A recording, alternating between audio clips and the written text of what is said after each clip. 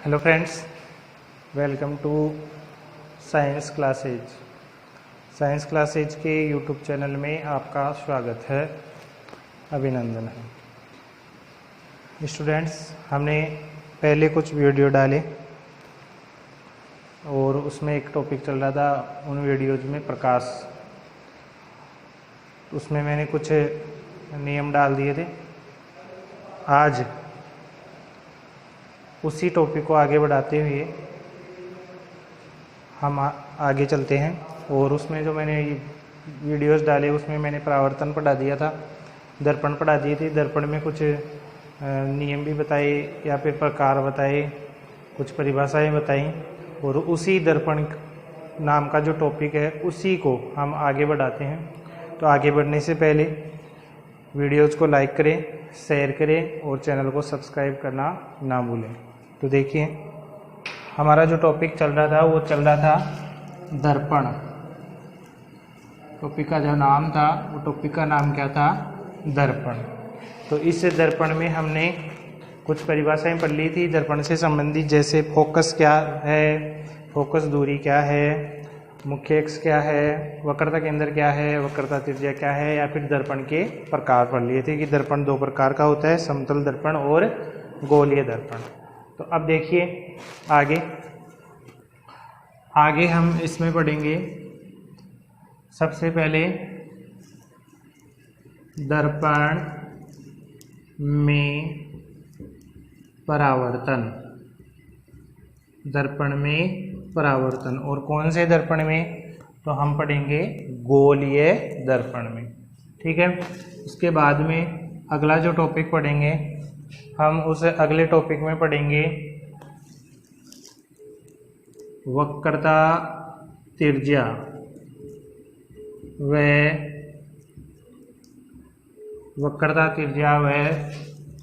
Focus दूरी में संबंध। दर्पण की जो वक्रता त्रिज्या है और जो फोकस दूरी है, इस फोकस दूरी में क्या संबंध है, इस संबंध को भी हम इसी टॉपिक में पढ़ेंगे। फिर आगे हम पढ़ेंगे जो टॉपिक रहेगा हमारा, वो आगे का जो टॉपिक रहेगा वो टॉपिक रहेगा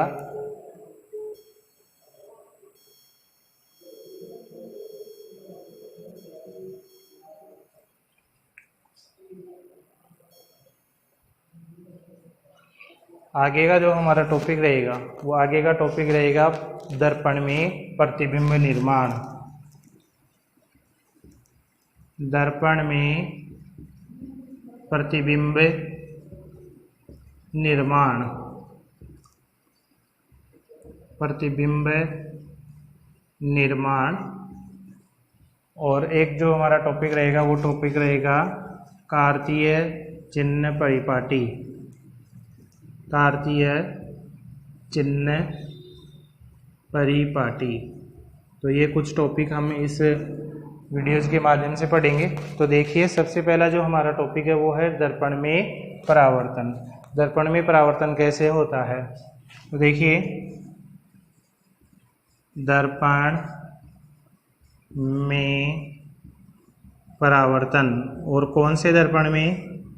तो कौन सा दर्पण है? गोलीय दर्पण। गोलीय दर्पण में परावर्तन के नियम या गोलीय दर्पण में परावर्तन कैसे होता है प्रकाश की किरणों का, वो हम पढ़ेंगे। तो कल मैंने दर्पण के प्रकार बताए गोलीय दर्पण के, उसमें बताया एक तो अवतल दर्पण और एक उत्तल दर्पण। तो देखिए, अवतल दर्पण और उत्तल दर्पण क्या है वो देखो पहले। तो मान लीजिए कि ये एक कांच है और इस कांच के एक तरफ हमने किसी भी पदार्थ का लेपन कर दिया, जैसे चांदी या सोडियम का। तो ये एक जो दर्पण हो गया, और इसमें देखो कि ये बाहर की तरफ किया है या अंदर की तरफ हमने लेपन किया है। तो बाहर की तरफ लेपन किया है, इसका मतलब अंदर का जो भाग है ये परावर्तक पृष्ठ का काम कर रहा है। तो परावर्तक पृष्ठ का काम कर रहा है, तो ये दर्पण कैसा हो गया? अवतल दर्पण हो गया। ये दर्पण जो हो गया वो कैसा हो गया? अवतल दर्पण। जो मैंने परिभाषा बता दी थी आपको, अवतल दर्पण किसे कहते हैं? वह दर्पण जिसका परावर्तक पृष्ठ अंदर की ओर होता है, वो क्या कहलाता है? अवतल दर्पण कहलाता है। दूसरा, इसी में हम जैसे मान लीजिए कि ये ले लिया, और इसमें अंदर की ओर हमने किसी पदार्थ का क्या कर दिया, लेपन कर दिया। अंदर की ओर क्या है, तो बाहर वाला भाग किसका काम कर रहा है, परावर्तक पृष्ठ का काम कर रहा है। तो ये बाहर वाला भाग परावर्तक पृष्ठ का काम कर रहा है, तो ये कैसा दर्पण हो गया, उत्तल दर्पण। ये जो दर्पण है ये दर्पण कैसा हो गया, उत्तल दर्पण। और वह दर्पण जिसका परावर्तक पृष्ठ बाहर की ओर होता है वो दर्पण क्या कहलाता है, उत्तल दर्पण कहलाता है। फिर ये एक इसका AB परावर्तक पृष्ठ है दोनों दर्पण का, और दोनों दर्पण के परावर्तक पृष्ठ का मध्य बिंदु क्या कहलाता है, ध्रुव कहलाता है। और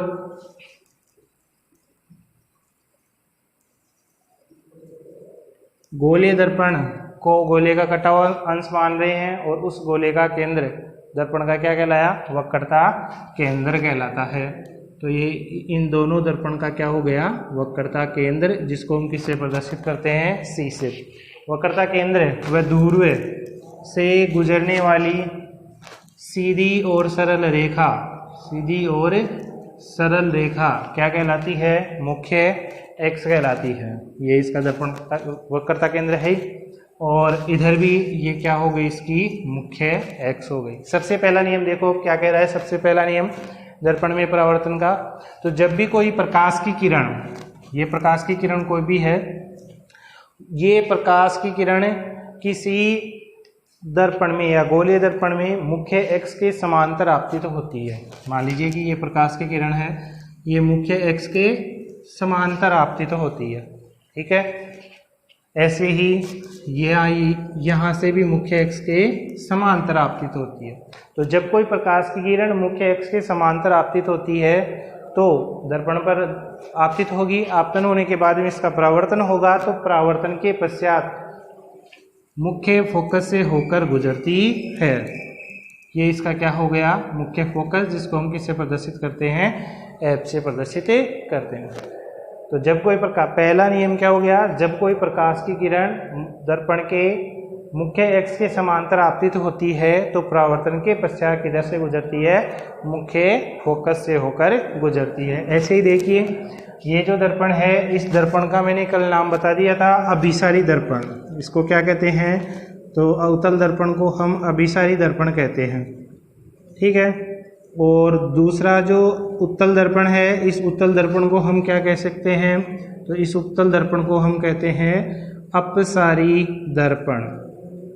क्या कहते हैं, अपसारी दर्पण। तो ये अपसारी दर्पण क्यों कह रहे हैं, क्योंकि ये प्रकाश की किरणों को एक जगह इकट्ठा ना करके अलग अलग दिशाओं में विच्छेदित कर देता है, भेज देता है। तो देखिए ये इस तरफ ऐसे भेज रहा है, तो जब इसी, ये परावर्तित किरण हो गई, जब इसी परावर्तित किरण को मुख्य X के समांतर आपतित हुई, परावर्तन के पश्चात इस तरफ चली गई, परावर्तित हो गई, तो जब इस परावर्तित किरण को हम पीछे की ओर बढ़ाते हैं तो ये पीछे की ओर बढ़ाने पर मुख्य फोकस से होकर गुजरती है। किधर से होकर गुजरती है, मुख्य फोकस से। ये दर्पण में परावर्तन का पहला नियम होगा। क्या हो गया कि जब कोई प्रकाश की किरण मुख्य X से समांतर जाती है तो परावर्तन के पश्चात मुख्य फोकस से होकर गुजर जाती है।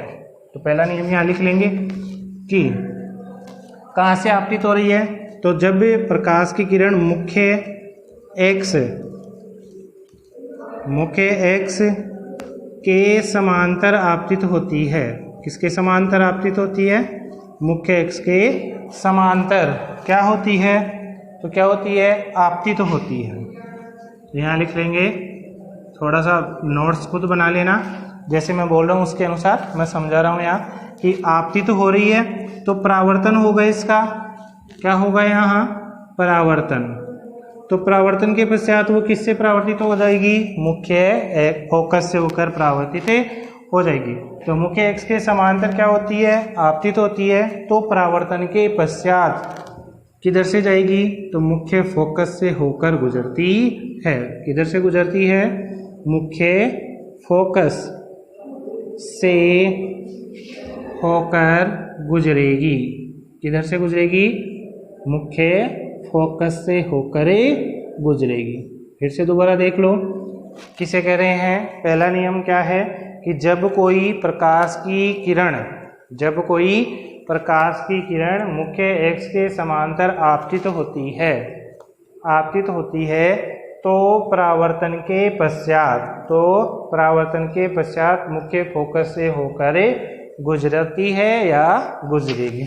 दूसरा जो नियम है वो दूसरा नियम क्या है कि जब कोई प्रकाश की किरण मुख्य फोकस से होकर दर्पण पर आपतित होती है, मान लीजिए कि यहाँ पर ये एक AB, ये A और ये B वस्तु है। अब इसी वस्तु से दूसरी आपतित किरण मुख्य फोकस से होकर आपतित हो रही है। किधर से आपतित हो रही है?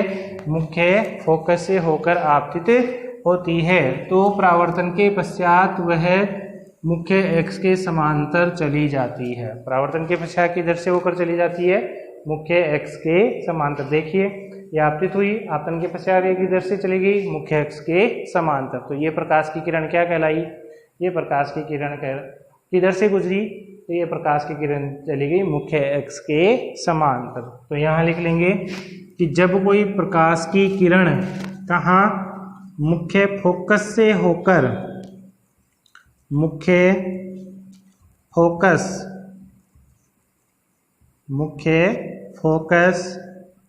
से आपतित होती है, मुख्य फोकस से दर्पण पर आपतित होती है तो परावर्तन के पश्चात किधर से जाएगी? तो यहाँ लिख लेंगे मुख्य एक्स के समांतर चली जाती है। मुख्य एक्स के समांतर चली जाती है।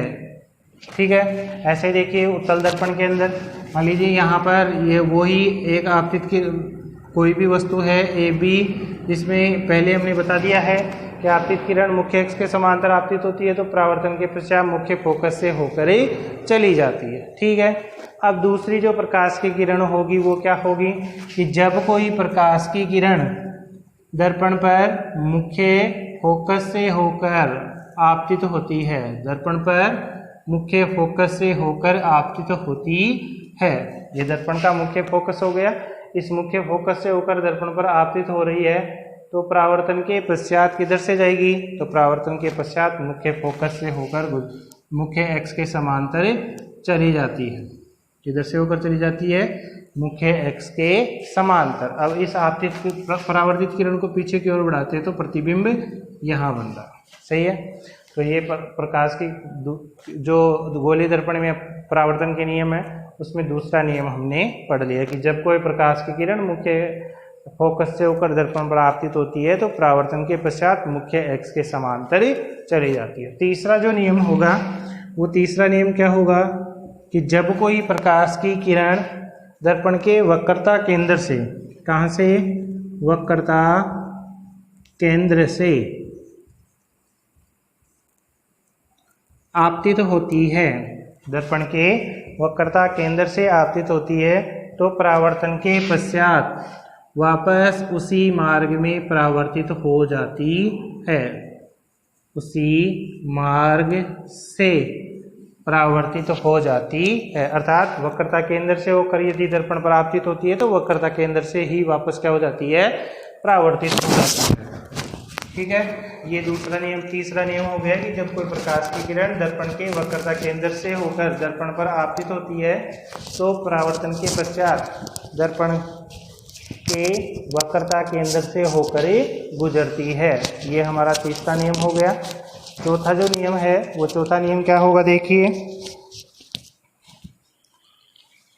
या फिर इसको एक बार डायग्राम के द्वारा देखिए। ये दो नियमों का मैंने डायग्राम बता दिया है आपको। तीसरे नियम का डायग्राम देखिए। दोनों दर्पण में देखेंगे। ये हमारा कौन सा दर्पण हो गया? तो आप कह दोगे कि ये अवतल दर्पण हो गया। ये इसका AB जो है वो परावर्तक पृष्ठ है। तो देखिए ये इसका क्या हो गया? तो ये इसका मुख्य एक्स हो गया, ये ध्रुव हो गया, ये वक्रता केंद्र हो गया और ये इसका क्या हो गया? मुख्य फोकस हो गया। और ये कौन सा दर्पण है? तो ये है अवतल दर्पण या अभिसारी दर्पण। वक्रता केंद्र से होकर दर्पण पर आपतित होती है। ये वक्रता केंद्र से होकर दर्पण पर आपतित हो गई तो वापस उसी मार्ग में क्या हो रही है? परावर्तित हो रही है। तो वापस उसी मार्ग में ये लो, ये क्या हो गई? परावर्तित हो गई। ऐसे ही दूसरा जो दर्पण है वो दूसरा दर्पण कौन सा है? तो दूसरा दर्पण है उत्तल दर्पण। कौन सा दर्पण है? उत्तल दर्पण। ये इसका मुख्य एक्स है, ये ध्रुव है और ये क्या है? वक्रता केंद्र सी है। तो देखिए यहाँ से कोई प्रकाश की किरण इस प्रकार से आपतित हो रही है, ऐसे। ये आपतित किरण है जो कहाँ से आपतित हो रही है? वक्रता केंद्र से होकर आपतित हो रही है। तो परावर्तन के पश्चात वापस उसी मार्ग में लौट जाती है, वापस उसी मार्ग में लौट जाती है। ये हमारा तीसरा नियम हो गया। वक्रता केंद्र से गुजरती है तो उसी मार्ग में परावर्तित हो जाती है। अब जो चौथा नियम होगा वो चौथा नियम भी हम पढ़ सकते हैं कि जब भी कोई प्रकाश की किरण दर्पण के ध्रुव पर तिर्यक आपतित होती है, कहाँ पर? दर्पण के ध्रुव पर। ये दर्पण के ध्रुव पर देखिए तिर्यक आपतित हो रही है, सही है। तो वापस तिर्यक ही परावर्तित हो जाती है। वापस किधर परावर्तित हो जाती है? तो तिर्यक ही परावर्तित हो जाती है। तो ये तिर्यक रूप से ही वापस ये क्या हो गई? परावर्तित हो गई। ये लो, जब कोई प्रकाश की किरण दर्पण के ध्रुव पर तिर्यक आपतित होती है तो तिर्यक ही परावर्तित हो जाती है। तो यहाँ लिख सकते हैं चौथा नियम भी।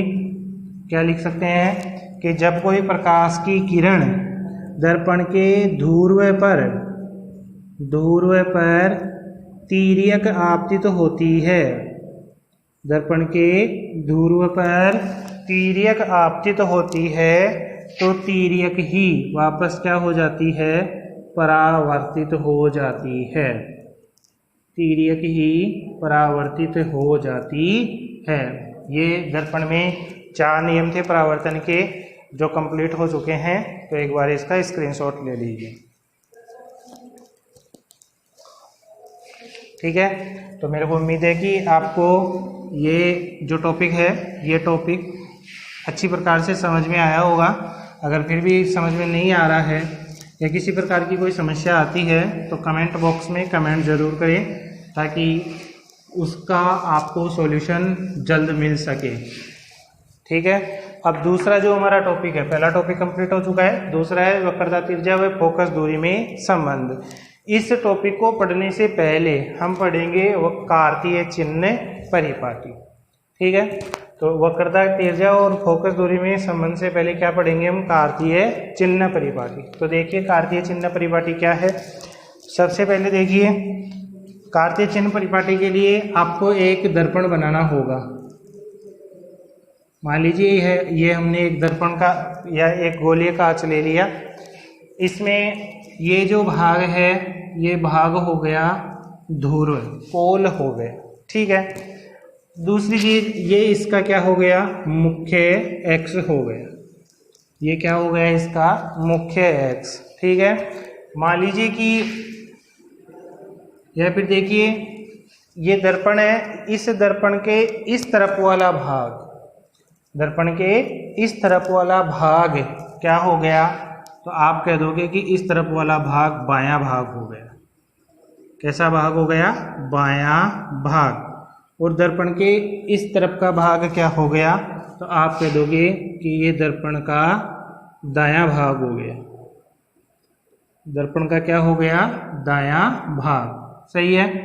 अब देखिए बहुत ही इजी है, रटने की आवश्यकता नहीं है, डायग्राम को समझना, डायग्राम को समझते ही आपको समझ में आ जाएगा। देखिए ये एक आपतित किरण इस दर्पण पर आपतित हो रही है।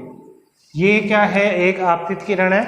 ये आपतित किरण दर्पण के ऊपर क्या हो रही है? आपतित हो रही है। देखिए कार्तीय चिन्ह परिपाटी का उपयोग कहाँ करोगे आप? तो कार्तीय चिन्ह परिपाटी का उपयोग जो भी न्यूमेरिकल आएंगे या जो डेरिवेशन आएंगी इस पार्ट के अंदर, उनको हल करने के लिए हम इस कार्तीय चिन्ह परिपाटी का उपयोग करते हैं। चाहे वो लेंस हो चाहे वो दर्पण हो, सभी के अंदर हम इसी का उपयोग करते हैं। देखिए अब आगे क्या है क्या नहीं है।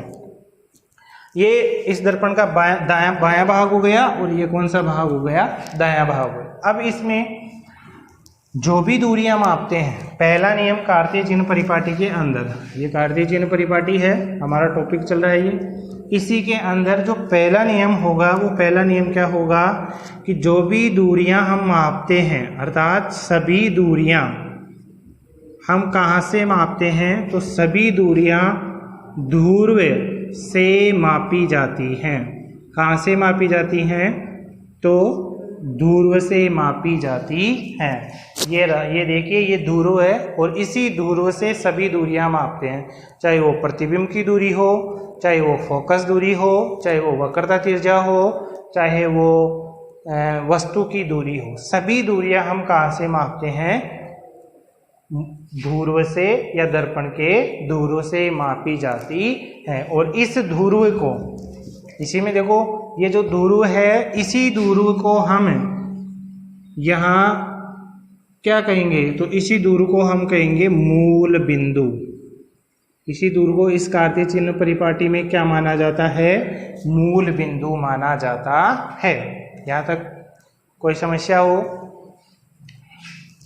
तो क्लियर करना, ठीक है। दूसरा जो नियम होगा वो दूसरा नियम क्या होगा, देखिए भाई, आपने गणित के अंदर निर्देशांक ज्यामिति पढ़ी है, उसमें इस प्रकार से एक निर्देशांक ज्यामिति के अंदर बनाया जाता है चिन्ह, जिसमें इस बिंदु को तो आप मूल बिंदु मानते हो, इस बिंदु को क्या मानते हो, मूल बिंदु मानते हो। इस मूल बिंदु से बाईं तरफ की दूरी, मूल बिंदु से बाएं तरफ की दूरी आप किस में लेते हो, तो आप लेते हो ऋणात्मक।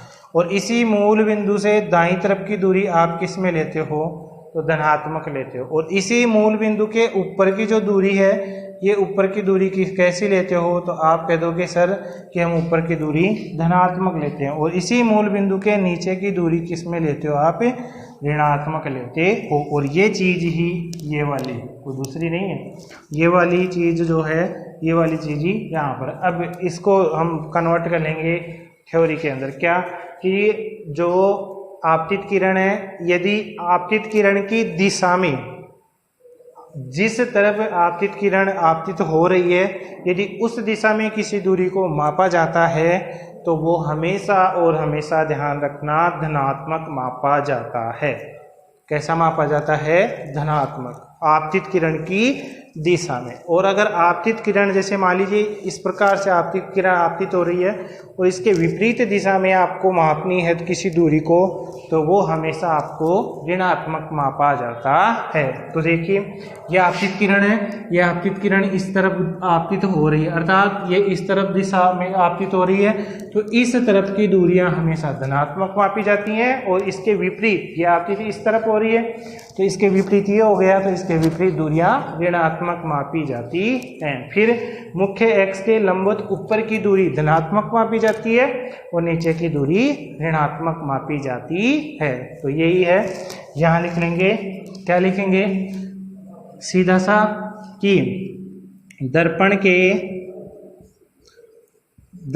के बाईं तरफ की दूरी, बाईं तरफ की दूरी, तो बाईं तरफ की दूरी कैसे लेते हैं, तो बाईं तरफ की दूरी लेते हैं ऋणात्मक, बाईं तरफ की दूरी ऋणात्मक मापी जाती है या ऋणात्मक ली जाती है। और तीसरा नियम क्या लिख लेंगे यहाँ, कि दर्पण के दाईं तरफ की दूरी, दर्पण के दाईं तरफ की दूरी, दाईं तरफ की दूरी, तो दाईं तरफ की दूरी कैसे लेंगे, धनात्मक लेते हैं, ठीक है।